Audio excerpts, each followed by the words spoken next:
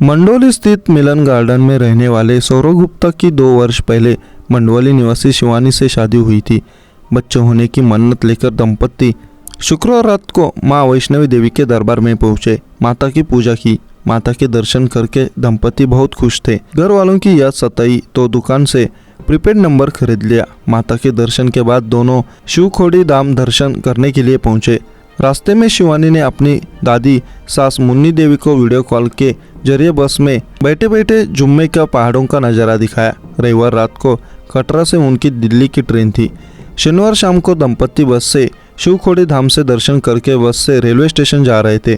सौरव खिड़की के साइड वाली सीट पर बैठे थे। उनके बराबर में पत्नी बैठी थी।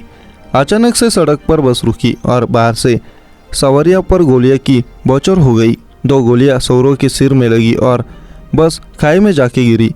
रात को जब आतंकी हमले की सूचना दिल्ली में परिवार को मिली तो वह दंग रह गए। परिवार के पुरुषों ने घर की महिलाओं को सोमवार दोपहर तक आतंकी हमले में सौरव की मौत होने के बारे में नहीं बताया था।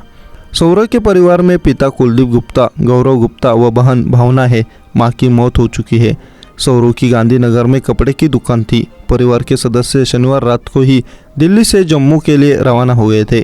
शिवानी की तबीयत बेहतर बताई जा रही है। आतंकी हमले में युवक की मौत से परिवार के साथ ही क्षेत्र के लोग गमगीन है। बस के खाई में गिरने से शिवानी गंभीर रूप से घायल हो गई थी। घायल होकर वो बेहोश हो गई थी। कुछ देर के बाद आंख खुली तो देखा बस में रोते बिलखते लोग मदद के लिए चिल्ला रहे थे। शिवानी ने किसी तरह से खुद को संभाला। स्थानीय लोगों ने शिवानी और उनके पति को बस से बाहर निकाला। शिवानी के दादा ससुर सुभाष गुप्ता शनिवार को क्षेत्र के लोगों के साथ बस से खाटू श्याम मंदिर दर्शन के लिए गए हुए थे।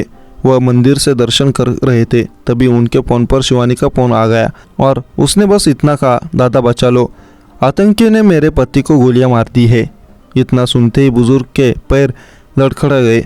उनके मुंह से इतना ही निकला, बेटा घबराना नहीं, मैं हूं ना, आ रहा हूं तेरे पास। सूचना मिलते ही बुजुर्ग ने दर्शन छोड़े। बुजुर्ग के एक पड़ोसी ने उन्हें 30,000 रुपए की किराए की एक कार राजस्थान से जम्मू के लिए करवा कर दी। मृतक के चाचा अमित गुप्ता ने कहा कि उनका भतीजा व बहू बच्चे की मन्नत लेकर मां वैष्णवी देवी दर्शन के लिए गए थे। उनका कोई गुनाह नहीं था। वह तो दर्शन करके अपने घर लौट रहे थे।